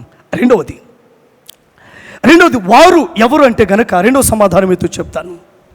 ఒక కుటుంబము మోయాబు వెళ్ళిపోయింది. ఇప్పుడు వీరికి ఏమొస్తుందంటే గనక శోధన. ఏం చెప్పండి? శోధన. కొంతకాలం బాగానే ఉన్న తర్వాత ఏం జరుగుతుందంటే ఉండి దేవుడు అనుకుని మనకేం ఒరిగింది? వాళ్ళే బాగున్నారుగా, వాళ్ళే చక్కగా బాగున్నారుగా. నేను అంటున్నాను, దీని గురించి ఆగి మాట్లాడవలసిన అంశం ఇది. కారణం ఏంటో చెప్పమంటారా? ఈ రోజున మనందరము ఈ శోధన గుండా వెళ్తాం. ఏ శోధన గుండా? కొన్నిసార్లు దేవునిలో ఉంటూనే తప్పు చేస్తూ ఉన్నవారు బాగుపడితే దేవుడు అని మనమేం పడ్డాను, లంచం తీసుకుంటూ వాళ్ళే బాగున్నారుగా, కాపీ కొట్టిన వాళ్ళే పాస్ అయ్యారుగా, మనమేం ఇంకెలాగా ఉండిపోయాంగా. దేవుడు అని మనం ఎలాగ ఉండిపోయాం, వాళ్ళు ఉద్యోగులు చూసి ఇల్లు మీద ఇల్లు కట్టారుగా, వారి పొలాలే పండుతున్నాయిగా, వారే ఫారిన్ వెళ్తున్నారుగా, వారి ఉండిపో అంటే గమనించండి, తప్పిపోయిన వారు క్షేమస్థితిని బట్టి చాలాసార్లు మనం శోధనకు గురైపోతాం. వీరు కూడా అలాంటి శోధనలో ఉన్నారు. ఇప్పుడు విశేషం ఏంటంటే ఒకవేళ ఒక 2-3 ఏళ్ళు కాకపోయినా మూడోసారి వచ్చింది, వాళ్ళే బాగున్నారుగా. ఎలీమెలెకు ఎవరంట? ఎలీమెలెకు, నయోమి, మహలోను వాళ్ళే బాగున్నారుగా. కొన్నిసార్లు మనకు కూడా అలా శోధనలు వస్తాయి. అమ్మా, మీలో కొద్దిమంది ఉండే ఉంటారు. ఏమంటే కనుక మన పొరుగు వారు గమనించండి, దేవుణ్ణి విడిచి ఉండిపోతున్నా వాళ్ళే డెవలప్ అవుతుంటే మనం ఎక్కడే ఉంటే, మన బిడ్డకి ఇంకా పెళ్లి కాకుండా ఉంటే, లేదని కనుక మనకి ఇంక ఉద్యోగాలు రాకుండా మన బిడ్డలు ఇంకా వెళ్ళిపోతున్నాయి. అరే ఏంటి ఇలాగా ఇంత శ్రద్ధగా దేవుని సేవస్తూ మనం ఎందుకు ఇలాగ అయిపోయాం? వాళ్ళే బాగున్నారుగా. అలా చేస్తూ కూడా వాళ్ళే బాగుపడుతున్నారు, అలా చేస్తూ కూడా వాళ్ళే సంపాదిస్తున్నారు, అలా చేస్తూ కూడా వారి ఆరోగ్యంగా ఉన్నారు. నేనేంటి ఇలా అయిపోయాను? నేను అనుకుంటున్నాను వీరు కూడా అలాంటి శోధనలోనే ఉండి ఉంటారు. సో వెళితే బాగుండేదేమో, ఈ ఆకలి ఎలా పడతాం? సరే నేనంటే పడతాను ఏదో విశ్వాసం బట్టి, పిల్లలకేం చెప్పను అన్నటువంటి శోధన వెళ్ళిన వారిని బట్టి వీరికి ఉండే అవకాశం ఉంది. ఒకసారి కాబట్టి ఒకసారి అయినా, లేదా 2 సంవత్సరాలు తట్టుకుని, 3 సంవత్సరాలు తట్టుకున్నా, 4వ సంవత్సరాలైనా ఇలాంటి శోధనకుండా వెళ్ళే అవకాశం ఉంది. ఇప్పుడు వారిని దర్శించాడు అన్నామే. ఎవరిని అంటే రెండవ సమాధానము, శోధనలో కూడా ఎక్కడో దేవునిపై విశ్వాసం సడలక చూద్దాంలే అన్నట్లుగా శోధనలో నిలిచిపోయిన వారు. మొట్టమొదటిది, లోతైన కరువులో కూడా దేవుని మనస్సాక్షిని బట్టి నిలిచిపోయిన వారు. శోధనలో కూడా నిలిచిపోయిన వారు. కరువులో నిలిచిన వారు, శ్రమలో నిలిచిన వారు. రెండవది శోధనలో, అందరూ ఫాలో అవుతున్నారు కదా, శోధనలో నిలిచిన వారు. నెంబర్ 3, ఈ 10 సంవత్సరాల కరువు, 10 సంవత్సరాలు ఏమన్నా తిన్నారంటారా, అట్లాగే ఉండిపోయారంటారా? కరువు కదా, ఏమన్నా తిన్నారంటారా? తినపోతే ఎలా బ్రతుకుతారు? ఏదో తినే ఉంటారు, తినపోతే బ్రతుకుగా. ఏం తినుంటారు? పంటలు పండటం లేదుగా. 1 సంవత్సరం పాటు ఉన్నవి తినుంటారు, అవి కూడా అయిపోయిన తర్వాత బయట దొరికే చెట్లు చేమలు తిని ఉంటారు, అవి కూడా అయిపోయిన తర్వాత ఇక ఏది దొరికితే ఆకలికి. సో ఇప్పుడు నేను అంటున్నాను, వారు ఏది దొరికితే తినుండే అవకాశాలు ఉన్నాయి. సో నేను అలా చెప్తాను, ఎవరు వారంటే కరువును భరిస్తూ, సర్ది చెప్పుకుంటూ, సరిపెట్టుకుంటూ నిలిచిపోయిన ప్రజలు. భర్తకు భార్య, భార్యకు భర్త. భర్త ఉంటుంటే ఏమండి వాళ్ళు మన పక్కింట్లో ఉండేవాళ్ళు కదా, వాళ్ళు వెళ్ళిపోయారు. లేదులే, దేవుడు చెప్పాడు ఒకసారి ఆగుదాంలే. మరి పండగ మనం ఆలయంలో చేయాలి కదా, మరి ఎక్కడ ఉంటాం? ఇలాగా ఒకరినొకరు బలపరుచుకుంటూ, సర్ది చెప్పుకుంటూ, సరిపెట్టుకుంటూ నిలిచిపోయిన ప్రజలు సర్ది చెప్పుకుంటున్నారు. బిడ్డలకు భర్తకు భార్య, భార్యకు భర్త ఇలాగా సర్ది చెప్పుకుంటూ, అరే దేవుని బట్టి పర్వాలేదులే, కొంచెం భరిద్దాం. యెహోవా కన్నులు నిలిచే దేశమురా ఈ దేశము, యెహోవా లక్ష్య పెట్టు దేశమురా, పాలు తేలు ప్రవహించు దేశమురా. దేవుడు కోరుకునిచ్చాడురా, అన్ని జనులు వెళ్ళగొట్టి మనల్ని నాటాడురా. ఇక్కడ శ్రేష్ఠ ద్రాక్ష తీగ వలె నాటాడని వ్రాయబడి ఉంది. దేవుడు మనల్ని నాటాడురా. ఆత్మీయ నాయకులు ఉన్నారు, ధర్మశాస్త్రం ఉంది, యాజకులు ఉన్నారు, బలులు ఉన్నాయి, సబాతు ఉన్నది, పరిశుద్ధ. ఇవన్నీ విడిచి ఎక్కడికి వెళ్ళేది? ఎన్ని వాగ్దానాలు దేవుడు మనకు చేశాడు, ఇవన్నీ విడిచి ఎక్కడికి వెళ్ళేది? అన్నట్లుగా సర్ది చెప్పుకుంటూ, సరిపెట్టుకుంటూ ఉన్నదానితో నిలిచిపోయిన ప్రజలు. జాగ్రత్త వినండి. ఇప్పుడు ఎవరు వారు అనే దానికి 3 సమాధానాలు చెప్పాను. మొట్టమొదటిది జాగ్రత్త వినాలి. కరువులో నిలిచిపోయిన ప్రజలు, శోధనలో నిలిచిన ప్రజలు, సర్ది చెప్పుకుంటూ, సరిపెట్టుకుంటూ నిలిచిపోయిన ప్రజలు. ఎవరు వారు అనే దానికి 1 వర్డ్ ఆన్సర్ కావాలంటే ఇలా రాసుకోండి, నిలిచిపోయిన ప్రజలు. ఏం చెప్పండి? లోపలికి వెళ్ళి మాట్లాడాలంటే కరువులో నిలిచిన వారు, కరువును బట్టి వచ్చిన శ్రమలో నిలిచిన వారు. ఎందును బట్టి? దేవునిని బట్టి. రెండవది శోధనలో నిలిచిన వారు, అంటే దేవునిలో ఉండకుండా అలాగే ఏదో చేస్తూ కూడా ఉండిపోయేవారి జీవితాలు చూసి మనం కూడా వెళ్ళిపోదాం, శోధించబడే కాలము. అబద్ధాలు ఆడేవారు బాగుంటే, అరే వారే బాగున్నారుగా, నిజం చెప్పి నేను ఇబ్బందులు నేను శత్రుని అయిపోయాను అనుకునే శోధన మనందరికీ కలుగుతుంది. ఇలాంటి శోధనలో దేవుని ప్రియ సంఘమా వారు నిలిచిపోయారు. మూడవది ఉన్నదానిలో సరిపెట్టుకుంటూ, సర్ది చెప్పుకుంటూ వారు నిలిచిపోయారు. వారు ఏం చేశారు చెప్పండి? నిలిచిపోయారు. ఏమండోయ్ జాగ్రత్త వినాలి. వారికి అనగా నిలిచిన వారికి. రోజున మన కుటుంబాల గురించి ప్రభు మాట్లాడుతున్నాడు. వారిని దర్శించాడంట దేవుడు. ఏం చెప్పండి? ఎవరిని దర్శించాడు? మోయాబులో క్షేమంగా ఉండుటకు వెళ్ళిన నయోమిని దర్శించాడా? లేదు లేదు లేదు. వారికి ఆహారం ఇచ్చుటకు, వారికి ఏది అవసరమో అది పట్టుకొని వచ్చేసాడంటే వాళ్ళ దగ్గరికి. ఏమంటండి? వారికి కావలసింది, వారు ఎదురు చూస్తుంది, వారు పట్టుకొని వచ్చేసాడు ప్రభు. ఇదిగో మిమ్మల్ని మర్చిపోలేదు, ఊరికే అలాగ కొంచెం టెస్ట్ చేశానులే అని వారికి కావలసింది నిండా పట్టుకొని, మనకేదైనా అవసరమైనప్పుడు, మనం బాగా దాని విషయమే ఆశకొని ఉన్నప్పుడు ఒక వ్యక్తి దాన్ని కౌగట్టెలా పట్టుకుని ఇదిగో నీ కోసం వచ్చేసాను, తలుపు తెరవగానే కనపడితే ఎంత ఆశ ఉంటుంది. అలాంటి పిక్చర్ 6వ వచనంలో కనబడుతుంది. వారికి ఆహారం ఇచ్చుటకు. వారి అవసరం తిరిగిన దేవుడు కాబట్టి వారిని మర్చిపోక వారిని దర్శించడం రాయబడింది. ఎవరు వారు? దర్శించబడిన ప్రజలు. సో ఇప్పుడు వారికి అనే మాట మనం ధ్యానం చేశాం. ఎవరంటే ఈ నిలిచి ఉన్న ప్రజలు, తరలి వెళ్ళక. దేవుని బిడ్డలారా, మన కుటుంబాల విషయం మాట్లాడుతాను, చాలా జాగ్రత్తగా మాటలు వినండి. రెండో భాగంలోకి వెళ్ళకముందు ఈ విషయంలో కొన్ని మాటలు చెప్పి నేను ఆ రెండో భాగానికి వెళ్తాను. దేవుని ప్రియ సంగమా, మనందరం కుటుంబాలు కలిగిన వారమే. ప్రతి ఒక్కరూ మీ కుటుంబంలో మీద ఒక పాత్ర, భర్తో భార్యో కొడుకో కూతురో ఏదో ఒకటి, మీరు ఒక పాత్ర మీ కుటుంబాల్లో. అలాగా ప్రభు మిమ్మల్ని స్థాపింపచేశారు. ప్రతి ఒక్కరికి ఒక పాత్ర ఉంది, ప్రతి ఒక్కరికి ఒక పాత్ర. అందుకే ప్రారంభంలో మాట చెప్పాను, ఏది పట్టుకున్న ఒక గంట ప్రసంగమే, కొన్ని వందల అంశాలు కుటుంబాల గురించి ఉన్నాయి. ఆదివారం మరి ఆమె యొక్క ప్రసంగాలు సేవకులు మాట్లాడుతుంటారు కుటుంబాలు కట్టుకునే అనేక విషయాల గురించి. అయితే ప్రత్యేకంగా కుటుంబాల క్షేమార్థమై రిట్రీట్ ఏర్పాటు చేయబడి కుటుంబాలు మరికొన్ని విషయాలు మీతో మాట్లాడుతున్నాను. దేవుని బిడ్డలారా, మన కుటుంబ జీవితం నడుపుతూ ఉన్నప్పుడు అనేకమైన శోధనలు వచ్చి తొలగిపోయేవి, విశ్వాసము నుండి మనల్ని ప్రక్కకు తప్పించేవి. ఇలా ఉంటే ఏం క్షేమం ఉంది, ఏం సంపాదిస్తావు, ఏం మేలు పొందుకుంటావు, ఏ వరకు ఇలా చేసి చూడు అన్నటువంటి మాటలతో చెప్పకపోయినా వారి క్రియల చేత శోధించే అనేకమైన శోధకులు ఉన్న కాలమే కాలము.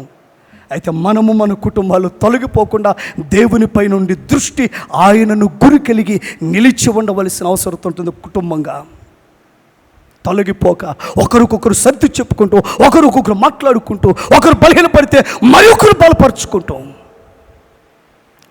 దేవునిలో నిలిచి కొనసాగవలసిన అవసరత.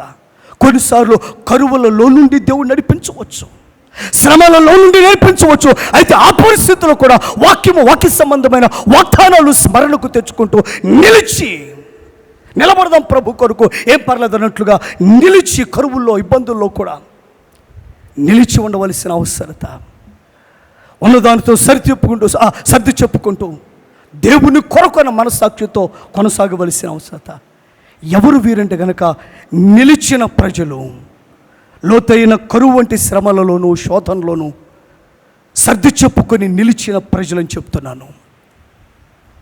రైట్, ఇప్పుడు రెండో భాగం మనం చూద్దాం. 6వ వచనంలో, వారికి ఆహారం ఇచ్చుటకు యెహోవా తన జనులను దర్శించెనని ఆమె మోయాబు దేశములో వినెను గనుక మోయాబు దేశము విడిచి వెళ్ళుటకై ఆమెయు ఆమె కోడండ్రును ప్రయాణమైరి.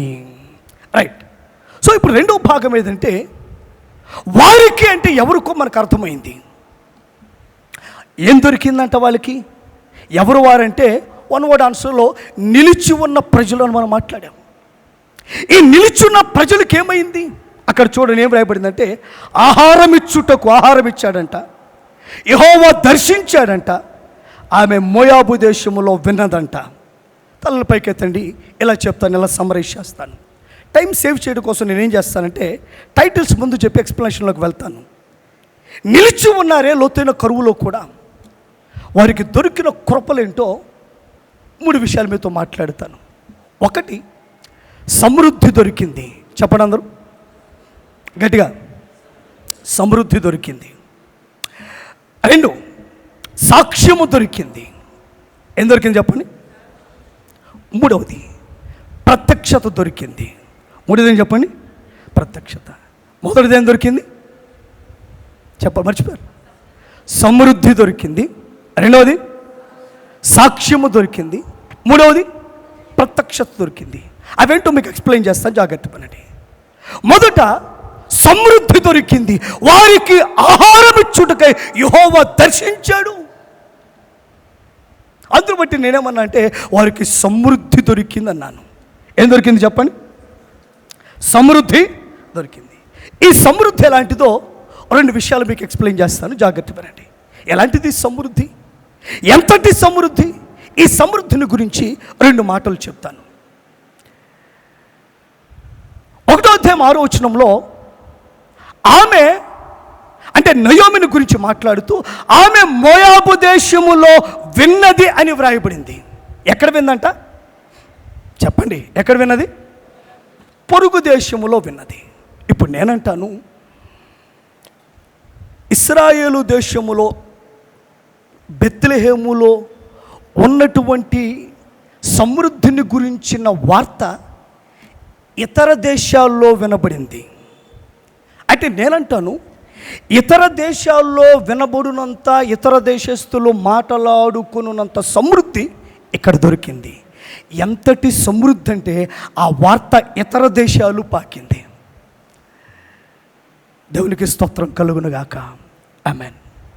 దేవుని ప్రియ సంఘమా, ఇతర దేశాలలో వినబడి ఇట్ రిసౌండెడ్. అక్కడ వినబడింది. ఎక్కడ చెప్పండి, ఎక్కడ వినబడింది? వీరి సమృద్ధిని గురించి వార్త అక్కడ వినబడుతుంది. అంటే మొదటిది ఎంతటి సమృద్ధి అంటే ఇతర దేశస్తులు మాట్లాడుకునేంత, ఇతర దేశస్తులు వినునంత సమృద్ధి బెత్లెహేములో దొరికింది. నిలిచి ఉన్న ప్రజలకు దొరికే కృప ఏంటంటే ఇతర దేశాలు కూడా వినున్నటువంటి, ఇతర దేశాలు కూడా ఇతర దేశస్తులు మాట్లాడుకున్నటువంటి సమృద్ధి అక్కడ దొరికింది. సమృద్ధి అక్కడ దొరికింది. నిలిచి ఉంటే అంత కృప తెలుసు. ఉదయకాలం దైవజనులు సుధీర్ గారు నాకు పరిచయం. కాలేజీలో నా జూనియరు, దేవుని సేవకులు. వారితో మాట్లాడుతూ నా పరిచయ ప్రాంతం గురించి చెప్పాను. మీరందరూ స్టోర్పురం గురించి వినే ఉంటారు. నేను సేవ చేసేది అక్కడే. ఇప్పుడు ఎంతమంది ఉన్నారో అంతమంది మా చర్చిలో ఉంటారు. అయితే అందరూ దొంగలే, ఒక్కరు కూడా వేరే వాళ్ళు ఉండరు. Not even one. అందరూ అదే బ్యాక్గ్రౌండ్ నుంచి వచ్చిన వాళ్ళు. ప్రజెంట్ జనరేషన్ పిల్లలు చదువుకుంటున్నారు, మంచిగా ఉన్నారు, పర్వాలేదు. దేవుని కృపను బట్టి కొంత మార్పు రాగలిగింది. సో మీరందరూ పేపర్లో చదివే అమ్మో అంట అనే వ్యక్తులతో నేను రోజు మాట్లాడతాను. ఇది నా పరిచర్య. సో ఎందుకు ఈ మాటలు మీతో చెప్తున్నా అంటే దేవుని కృప గురించి మాట్లాడడం కోసమే ఇలా చెప్తాను. ఒకసారి 10 సంవత్సరాల క్రితం సింగపూర్ దేశం వెళ్ళాను కాన్ఫరెన్స్లో అటెండ్ చేయడానికి. నాతో పాటు ఉన్న ఒక సహోదరుడిని అక్కడ వేరే చర్చిలో మాట్లాడడానికి ఆహ్వానించాడు. ఆయన వెళ్తూ తమ్ముడు మోజెస్ నాతో పాటు రా, ఊరికే తోడు రాలే, వాళ్ళు వాక్యం చెప్పి పిలిచారంటే ఆయనతో పాటు నేను వెళ్ళాను. అక్కడ ఊరికి ఆయనతో పాటు తోడుగా వెళ్ళాను ఆ చర్చికి. సరే, అందులో మాటలో ఒక వ్యక్తి ప్రక్కన కూర్చుని, మీరు ఎక్కడి నుంచి వచ్చారు సార్? ఏంటంటే నేను మా వాక్యం చెప్పి పాస్టర్ గారితో తోడు వచ్చానండి, వేరే కాన్ఫరెన్స్కి వచ్చామేమని చెప్పి వారితో చెప్పాను. ఆయన అడిగారు మీరు ఎక్కడ ఉంటారు ఏంటి, ఇలా చెప్పుకుంటూ వచ్చాను. ఆ తర్వాత నాకు తెలియదు ఏం జరుగుతుందో. వాక్యం అనౌన్స్ చేసే ముందు నా పేరు చెప్పి పలానా నుంచి ఒక సేవకుడు వచ్చాడు, ఆ సేవకుని గురించి మేము విన్నాం, పలానా ప్రాంతంలో సేవ చేస్తున్నామని విన్నాగానే మాకు తెలియదు. ఈ రోజులో మన మధ్యలో అనుకోకుండా ఉన్నారు, వారు మాట్లాడతారని నాకు అవకాశం ఇచ్చారు. సో ఈ అల్టిమేట్గా నేను చెప్పాలనుకున్న విషయం ఏంటంటే ఐఎమ్ నోబడీ. నేను ఒట్టివాడిని నాకు మనస్ఫూర్తిగా తెలుసు. కానీ నేను ఎరుగుని ఒక దేశంలో నా పరిచయం గురించి వినబడుతుంది, ప్రభు కొరకు నేను నిలబడిన సాక్ష్యం వినబడుతుంది. ఎందుకు ఈ మాట అంటే కనుక ఎన్నో శోధనలు ఎదుర్కొన్నాను నేను ఉంటున్న ప్రాంతంలో సేవ చేయడానికి. ఎన్నో పోలీస్ కేసులు నేను ఎదుర్కొన్నాను. నాకు దొంగలకు సంబంధం అందుకుని అక్కడ ఉన్న దేవుడి పేరు మీద ఎన్నోసార్లు అక్యూజ్ చేయబడ్డాను నేను. అయినా భయపడక దేవుని పిలుబట్టి నిలుచున్నాను. దేవుడు నా పేరు ఎక్కడెక్కడో వినబడి చేస్తున్నాడు. ఓ మాట చెప్తున్నాను, అందరం ఒకటే, మనందరం ఒకే రీతిగా దేవుడు ప్రేమిస్తున్నాడు. దేవుని కొరకు కరువైనా పర్వాలేదులే, దేవుడు ఉన్నాడుగా, సరే ఇవాళ కాకపోతే రేపొద్దున ఇస్తాడు. అయితే ఏందిలే, ఒక మరణానికే విశ్వాసాన్ని విడిచిపెట్టేలా ఏదో ఒకటి సర్దించు.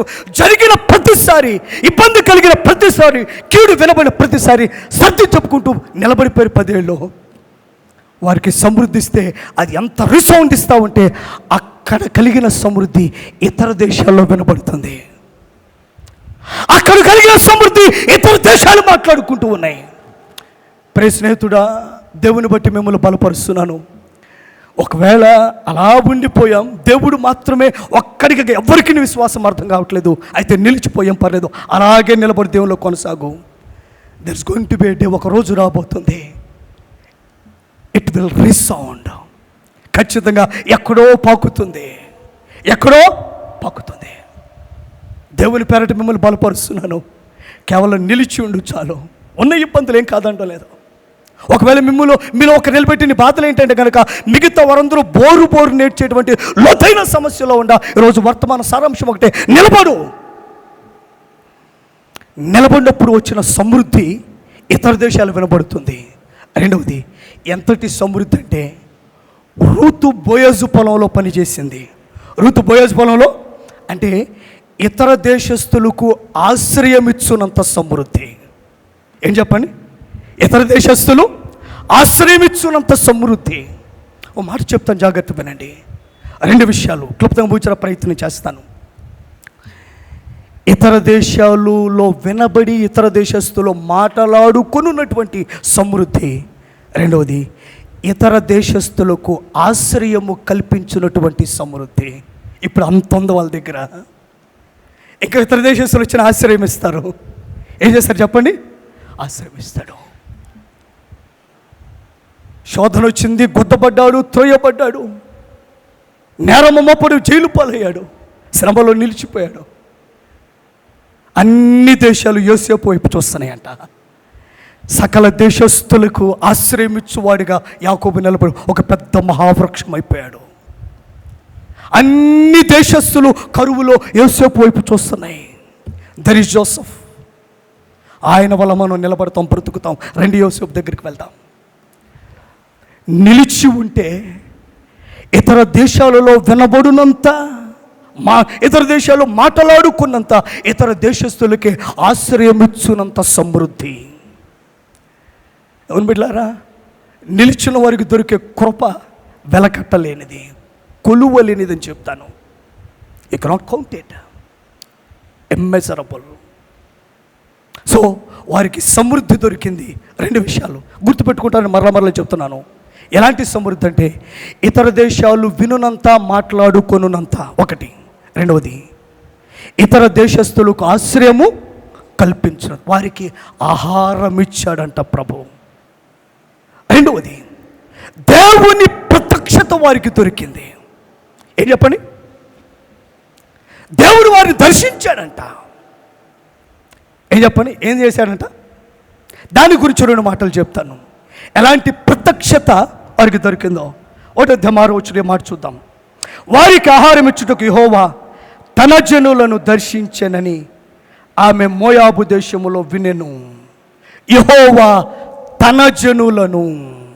ఎంత శ్రేష్ఠ ప్రత్యక్షత అంటే, ఇక్కడ దేవుడు నా జనులు అని అడ్రస్ చేస్తున్నాడు. ఇది రాసింది ఎవరు చెప్పండి?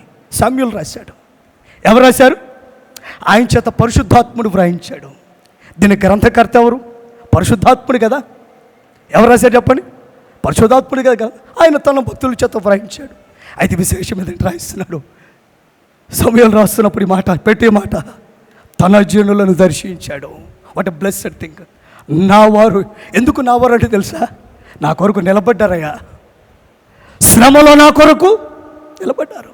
మేలులో కాదు, సమృద్ధిలో కాదు, పూరాలు తిన్నప్పుడు కాదు, బండ నుండి జలములు వచ్చినప్పుడు కాదు, కరువులో కూడా కేవలము ధర్మశాస్త్రం ఆధార మంచి దేవుడని మనస్సాక్షి కలిగి వారు ఆగిపోయారు. నా జనులు వారు. ఎలాంటి ప్రత్యక్షత అంటే, నా జనులని సంబోధించినటువంటి కృపా ప్రత్యక్షత. దేవునికి మహిమ కలుగునగాక. నా ప్రజలను ప్రస్తావిస్తున్నాడు. They are my own. నా వారు, నా జనులు. ప్రభు అంటాడు, నిన్ను కూడా నా వాడు, దేవుని వారము. ఎవరు చెప్పండి? ఎలా ఉంటారు దేవుని వారు? ఎలా ఉంటారు? వారు యేసుతో కూడా ఉన్నవారు అని వ్రాయబడింది పేతురు యోహాను గురించి 4వ అపోస్తలుల కార్యములో. వారు ఎవరంట? భూమిని తలకిందులు చేయవారు ఇక్కడికి వచ్చారు. ఆయనతో ఉన్నవారు భూమిని తలకిందులు చేయవారు కారా? ఆయన వారు. ఎవరు చెప్పండి?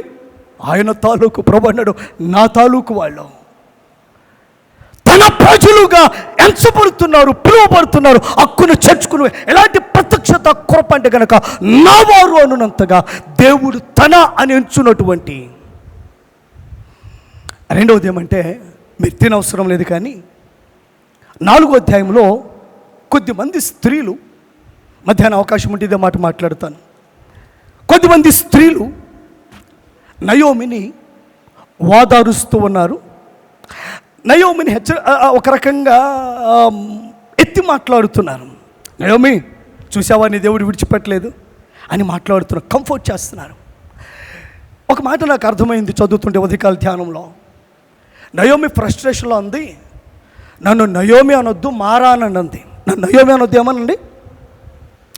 మీరు గమనించండి, బెత్లెహేం వాళ్ళు ఎవ్వరూ మారా అనలేదు, వారు నయోమినే అంటారు. ఏమంటారు చెప్పండి? ఎవ్వరూ మారా అనలేదు. సరే, ఆ విషయంలో పక్కన పెట్టండి, అవకాశం ఉంటే మధ్యాహ్నం మాట్లాడతాను. రైట్. మనకు కావాల్సిన అంశం ఏదంటే, కొద్దిమంది స్త్రీలు నయోమి 4వ అధ్యాయంలో ఎత్తి మాట్లాడుతున్నారు, నీ దేవుడు నేను విడిచిపెట్టలేదో మాట్లాడతారు, ఆదరిస్తున్నారు. బోయజు రూతును ఆదరిస్తున్నాడు. అమ్మా, నువ్వు వేరొక పొలంలోకి పోలు, ఈ పొలం విడిచిపెట్టలేదు, ఇక్కడే ఉండు అంటాడు. ఇక్కడే ఉండు అంటే నేను అంటున్నాను, వారు ఇతరులను ఆదరిస్తున్నారు. ఇతరులు ఏం చేయాలి చెప్పండి? బలపరుస్తున్నారు. అంటే ఎందుకంటే కనుక, ఇదిగో మేము ఒకప్పుడు ఎలాంటి ఇబ్బందులు వెళ్ళాం, ఈ కృప మాకు ఇచ్చాడు.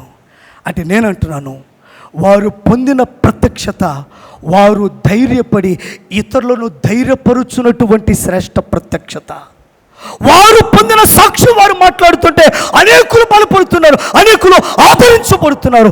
రూతు కూడా బోయజు మాటలు బట్టి బలపడి ఆ పొలము విడిచిపెట్టక కోతలయ్యే వరకు ఆ పొలములోనే నిలబడిపోయింది. తమకున్న అనుభవాలను బట్టి ఇతరులను బలపరిచే, ఇతరులను ధైర్యపరిచేటువంటి ప్రత్యక్షత వారికి దొరికింది. దేవుడు కూడా నీకు ఎలాంటి బయలుపాటు ఆదరణిస్తాడంటే, నీవు నిలిచి ఉండటం మాత్రమే కాకుండా నీవు చెప్పుదాన్ని సాక్ష్యము ద్వారా, నీ అనుభవాల ద్వారా అనేకులు బలపడి దేవుని పట్టుకున్నట్లుగా అటువంటి శ్రేష్ఠ ఇతరులు కూడా నీ ద్వారా బలపడినటువంటి ప్రత్యక్షత మాటలు, అనుభవాలు దేవుడు నీకు ఇస్తాడు. దేవుని ప్రియ సంఘమా, ఎలాంటి ప్రత్యక్షత అంటే తనవారు అని పిలుచున్నటువంటి ప్రత్యక్షత. రెండవది, వారి పొందిన అనుభవాలు బట్టి ఇతరులు బలపరచబడేటువంటి ప్రత్యక్షత. ఇది రెండవది, దేవుని ప్రత్యక్షత. మూడవది, సాక్ష్యము దొరికింది. ఏం చెప్పండి? పొందుకున్న కృప ఏంటిది? సాక్ష్యము. ఇప్పుడు చెప్తాను వినండి. 6వ అధ్యాయంలో, వారికి ఆహారం ఇచ్చుటకు యెహోవా తన జనులను దర్శించనని ఆమె మోయాబు దేశములో వినెను. ఇప్పుడు మనకు కావలసిన పదం ఈ 3వ దాని కొరకు వినెను అన్న పదం. ఏం చెప్పండి? ఎవరు విన్నారంట? ఎవరు విన్నారు? నయోమి విన్నది అంటున్నాను నేను. నయోమి విన్నది. చెప్పగలిగిన వారెవరు? నిలిచిపోయిన బెత్లెహేము వారు. తరలిపోయిన వారు సాక్ష్యాలు వినేవారు, నిలిచిన వారు సాక్ష్యము అనుభవించి చెప్పగలిగిన వారు. తరలిపోతే ఇంకేముంది అక్కడ మాట్లాడడానికే లేదు. నిలబడిపోతే తర్వాత పొందిన కృపను బట్టి సాక్ష్యములు, దేవునిలో నిలిచిన వాడు సాక్ష్యం చెప్తాడు. ఒకప్పుడు ఇబ్బంది పడ్డానండి, ఒకప్పుడు విడిచిపెట్టేద్దాం అనుకున్నానని, కానీ ఆ ఒక్క మాట నన్ను ఆపింది, ఆ ఒక్క వాక్యం నన్ను బలపరిచింది, అందుకే నిలబడిపోయాను. అందరూ అవమానించారు, అందరూ ఇబ్బంది పెట్టారు. అది సాక్ష్యం ఉంటే కనుక ఒకరోజు చెప్పగలుగుతావు, ప్రభు నన్ను నిలబెట్టాడు, ప్రభు నన్ను వాడుకుంటున్నాడు, ప్రభు నన్ను ఆదరించాడు. విన్నది అంటున్నాను. ఎందుకు చెప్తుంటే కనుక ఆమె తర్వాత చెప్పింది కానీ సాక్ష్యాలు. అయితే అప్పటికి విషయం ఏదంటే కనుక ఆమె వినే స్థితి. మరి చెప్పగలిగిన వారు ఎవరు? నిలిచి ఉన్నవారు కదా చెప్పేది. నిలిచి ఉన్నవారు సాక్ష్యం ఇస్తారు, తరలిపోయిన వారు కేవలము వింటారు. శ్రమలో, కరువులో, దేవుని కొరకు నిలిచిన వారు సాక్ష్యము పొంది అనుభవించి ప్రకటించగలిగిన వారు, తరలిపోయిన వారు కేవలం వినేవారు. నిలిచిన వాడు సాక్ష్యం చెప్పగలడు, విడిచిన వాడు కేవలం సాక్ష్యం వినగలడు అంతే. దేవునిలో నిలిచి ఉంటే మేలు పొందుకొని దేవునిని బట్టి సాక్ష్యం చెప్పగలిగే స్థితిలో ఉంటాం. నిలిచిన వాడు సాక్ష్యము చెప్పగలిగిన వాడు. ఇప్పుడు దేవునిలో వారు నిలిచుండాన్ని బట్టి పొందుకున్న కృపలు ఏంటంటే, సమృద్ధి దొరికింది, ప్రత్యక్షత దొరికింది, మూడవది సాక్ష్యము దొరికింది. సాక్ష్యము తద్వారా ఇతరులు బలపరుస్తున్నారు, తద్వారా ఇతరులను బలపరుస్తారు. ఇతరులు వింటూ వింటూ సంతోషపడుతున్నారు. వీరు అనుభవాలు మాట్లాడుతున్నారు, వారు కేవలం అనుభవాలు వింటున్నారు. నిలిచిన వాడు సాక్ష్యం చెప్తాడు, నిలబడలేని వాడు కేవలం వారి కుటుంబంలో అది జరిగిందంట, ఆ దేశంలో అలా జరిగిందంట, వారికి అని వినేవారుగా ఉంటారు. నిలిచిన వాడు చెప్పగలిగి అనుభవించి దేవుని మేలు ప్రకటించగలిగిన స్థితిలో ఉంటాడు. నిలిచిన వారికి దొరికిన కృప. రోజున నేను ముగింపులోనికి వచ్చేసాను. ఈ మాటలు చాలా జాగ్రత్తగా మీరు వినాలి. నా సమయం కూడా అయిపోయింది. I'll finish with in 5 minutes. ఒక 5 నిమిషాలు మాత్రమే మాట్లాడతాను. ఈ చివరి మాటలు చాలా జాగ్రత్తగా మీరు వినాలి. ఎవరి గురించి మనం మాట్లాడామంటే మెయిన్ క్యారెక్టర్స్ గురించి మనం మాట్లాడడంలా కరువు కాలములో నిలిచిపోయిన బెత్లెహేము మిగతా కుటుంబీకుల గురించి మనం మాట్లాడాం. తరలి వెళ్ళిన కుటుంబం గురించి కాదు, నిలిచిన కుటుంబాల గురించి మాట్లాడాం. వారు ఎవరో మాట్లాడాము, వారు పొందుకున్న కృపలేంటో కూడా మనం మాట్లాడాం. చాలా జాగ్రత్త. రోజున ప్రభు చెప్తున్నాడు, అంటే రోజున సందేశం ఏదంటే కనుక అనేకమైనవి మన కుటుంబాల్లో మనము వెళ్ళవచ్చు, అనేక అనుభవిస్తూ వెళ్ళవచ్చును. సందేశం ఏదంటే కనుక మనము నిలబడాలి. ఏం చెప్పండి? కేవలము అంటే కనీసం మన మనస్సాక్షి విషయంలో కూడా తప్పిపోకుండా, ఆలోచనలో కూడా దేవుని మీద నుంచి మనస్సును తొలగించుకోకుండా అలాగే ప్రభు కొరకు నిలబడిపోదాం. అనేక శోధనలు చుట్టుముట్టేసినాయి. వినలేనటువంటి ఇబ్బందికరమైన మాటలు వినాల్సి వస్తుంది. ఆరోపణలు ఎదుర్కొంటున్నాం. కానీ ఎక్కడో దేవుని వాక్యం మనసులో అంతరంగంలో ధ్వనిస్తూ ఉన్నది. ఆ ఒక్క మాటను బట్టి సర్లే దేవుని బట్టి ఊరకుందాం, దేవుని బట్టి మౌనంగా ఉందాం, దేవుని బట్టి భరిద్దాం. పర్వాలేదులే ఈ శ్రమ, పర్వాలేదులే ఈ నష్టము, పర్వాలేదులే అనుకుంటూ గమనించండి. వీటన్నిట్లో అలాగే దేవుని కొరకు మనస్సాక్షిని కాపాడుకు ఏం చేయాలో దానికి చేసుకుంటూ ఆ శ్రమలోనే ముందుకు వెళ్ళిపోతూ ఉన్నాం. దేవుని బిడ్డలారా, నిలిచి ఉండు. నీకు దొరికే కృప అత్యున్నతమైనది. క్రైస్తవ జీవితంలో చాలా జాగ్రత్తగా మాటలు వినండి. క్రైస్తవ జీవితంలో శ్రమలు మనకు వేరైనవి కావు. ఈ మాట జ్ఞాపకం పెట్టుకోండి. నేను ఎలా అంటాను, ఎప్పుడు క్రైస్తవుడు శ్రమలు మనం ఎప్పుడు విడదీయలేము, విడవు కూడా. రైలు పట్టాలు లాంటివే. క్రైస్తవ జీవితము శ్రమలు రెండు వెళ్తూనే ఉంటాయి. ఇదే క్రైస్తవ జీవిత వైచిత్ర్యం అంటాను నేను. క్రైస్తవ జీవితంలో విచిత్రం ఇదే. ఒక ప్రక్కన ఇబ్బందులు ఇరుకులు ఉంటానే ఉంటాయి, వాటిని బట్టి పొందుకునే మేలు సాక్ష్యాలు కూడా ఉంటాయి. రెండు కలిసి వెళ్తాయి. ఇది క్రైస్తవ జీవిత విచిత్రం. ఇటు ఇవి పోవు, అటు అవి రాకుండా ఉండవు. ఈ పక్కన మేలు విజయాలు అనిపించి సాక్షులుగా నిలబడుతుంటాం, ప్రార్థించిన దాన్ని బట్టి సమాధానం పొందుకొని. అలాగే చెప్పి ఒక దెబ్బతో ఎండ్ అయిపోయి ముగించబడు. అలా చనిపోయే వరకు ఇవి కూడా ఈ ట్రాక్ కూడా నడుస్తూనే ఉంటుంది. ఈ రెండు కలిసి వెళ్తే ఇదే క్రైస్తవ జీవితం. చాలా విచిత్రమైందండో క్రైస్తవ జీవితము. రెండు కలిసి వెళ్తూ ఉంటాయి. మిమ్మల్ని ధైర్యపరచడం కోసం కొన్ని మాటలు చెప్తాను, బైబిల్లో ఉన్నవే. 16:33 మీరు తినవసరం లేదు. యోహాను సువార్త ఎలా వ్రాయబడింది? లోకములో మీకు శ్రమ కలుగును, అయినను ధైర్యము వహించుడి. నేను లోకముని జయించు. లోకంలో మీకు శ్రమ కలుగుతుంది, ధైర్యంగా ఉండే. నేను జయించాను కదా, మీరు జయిస్తారు. రావని చెప్పట్లా, శ్రమలు వస్తే ధైర్యంగా ఉండండి, నేను జయించాను, మీరు జయిస్తారంటాడు ప్రభు. క్రీస్తు సద్భక్తితో బ్రతుకు ఉద్దేశించువారు హింస పొందుతారు. క్రీస్తు సద్భక్తితో బ్రతుక ఉద్దేశించావా, నువ్వు హింస పొందుతావు. సద్భక్తికి ప్రతిఫలం కూడా హింస.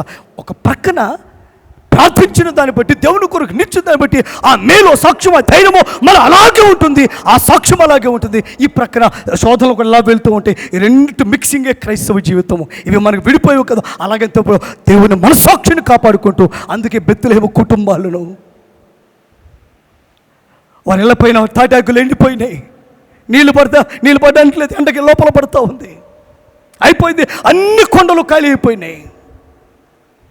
కానీ ఎక్కడో ఒక చిన్న దేవుని మనసాక్షి ఆపుతుంది, బెత్లెహేము విడిచిపెట్టకుండా. శ్రమలో నిలిచిపోయిన క్రైస్తవ కుటుంబాలరా, ఎవరిని బట్టైనా సమస్య రానివ్వండి. బిడ్డలు వచ్చినప్పుడు ఆ ముచ్చట వేరు. వారికి పెరిగి అవనస్తులైనప్పుడు అనేకమైన ఇబ్బందులు, వారి అవనాన్ని బట్టి చేస్తున్న తప్పుల ద్వారా బయటికి చెప్పుకోలేక బిడ్డలు కాబట్టి ఎన్నో ఉంటాయి కుటుంబాల్లో. భర్తను బట్టి ఇబ్బంది, భార్యను బట్టి చెప్పుకోలేని స్థితి. దేవుని బిడ్డలారా, వారు చిన్న మనస్సాక్షి ఉందే, అరే దేవుని కలిగిన వారము, జాగ్రత్తగా ప్రభుని విడిచి మనస్సులో కూడా ప్రభునిచ్చిన మనస్సు తప్పిపోకూడదు అన్నటువంటి శ్రేష్ఠ మనస్సాక్షి కలిగి అలాగే నిలబడిపోయారు. వారు తప్పిపోదాం అనుకున్నప్పుడల్లా ఏదో ఒక దైవిక మనస్సాక్షి వారు లాగుతుంది. అలాగా ప్రభు కొరకు నిలబడిపోయారు. ఒక రోజు వచ్చింది 10 సంవత్సరాల తర్వాత, ప్రభు అలాగా అన్ని చేతులు పట్టనంతగా కౌలి, ఇదిగో మీకే అన్నాడు. అటువంటి అనుభవాలు ఎన్నో ఉన్నాయి నా జీవితంలో కూడా. పిండేసినట్లు అయిపోయిన జీవితము. కానీ ఒక దగ్గరకు వచ్చి ఒక వయస్సులా, అరే ప్రభు ఎంత కృప, అందుకొరకైనా దాచిపెట్టింది శ్రమలో. క్రైస్తవ కుటుంబములారా, ఎన్నో ఉండవచ్చును గాక. దేవుని మనస్సాక్షిని బట్టి అలాగ నిలిచి ఉందాం, అలాగున నిలిచి ఉందాం. ఒక వాక్యం మాత్రం మీకు చూపించాలని ఆశపడదు. 1 పేతురు 2వ అధ్యాయం 19వ వచనం ఒక మాట చూపిస్తాను ముగించే ముందు. ఈ మాట చదివించి ముగిస్తాను. 1వ పేతురు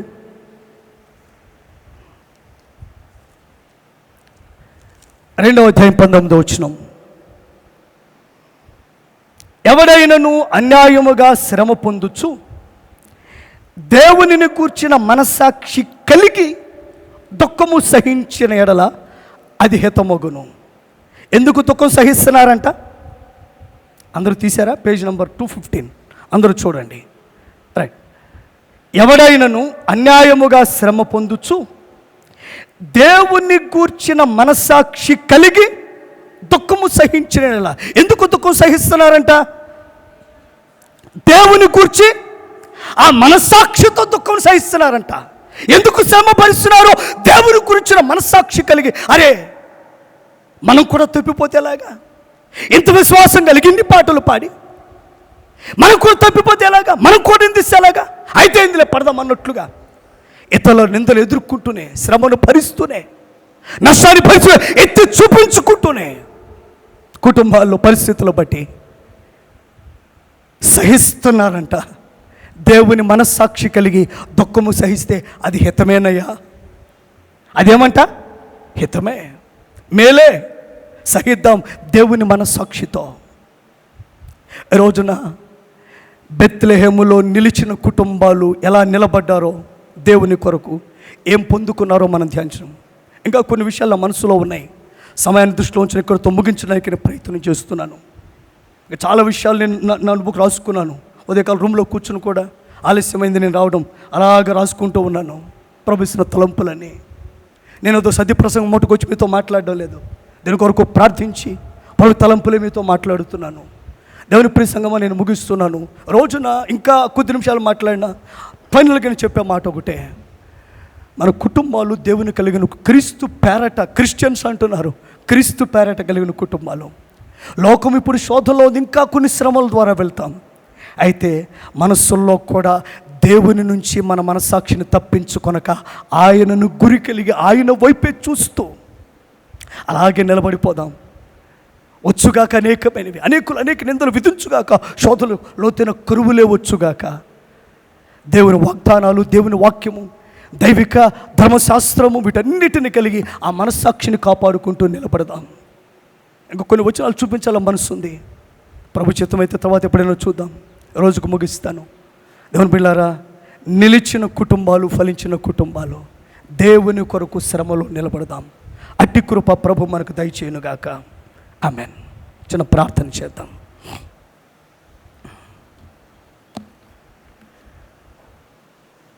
తలలో ఉంచి ఉన్న పాటును అందరూ ప్రార్థన చేయగలరా? అ సింపుల్ ప్రేయర్, ఒక చిన్న ప్రార్థన. ప్రభువా, తొలగిపోక ఇటువంటి పరిస్థితుల్లో నేను నా కుటుంబం నీ కొరకు నిలిచిపెట్టి సర్ది చెప్పుకుంటూ, ఒకరు బలహీనపడితే మరి ఒకరు బలపరుచుకుంటూ, కరువులోనైనా ఒకరొకరు సర్ది చెప్పుకుంటూ అలాగే నిలబడిపోయారు. ఒకరు బలహీనపడినప్పుడు మరొకరు ధైర్యపడి బలపరుచుకుంటూ, అయ్యా అనేకులు మమ్మల్ని చూస్తుండగా దైవ బిడ్డలని ఆ సాక్ష్యాన్ని కాపాడుకు శ్రమల్లో నిలిచి మీ మేలు పొందుకుని సాక్ష్యమిచ్చు ప్రజలుగా మమ్మలను నిలపండి నాయన.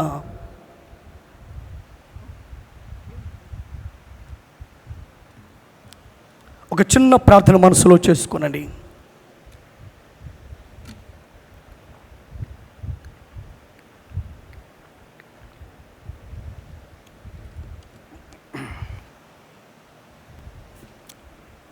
మహోన్నతుడా, ప్రేమ కలిగిన తండ్రి, నీ వందనాలు.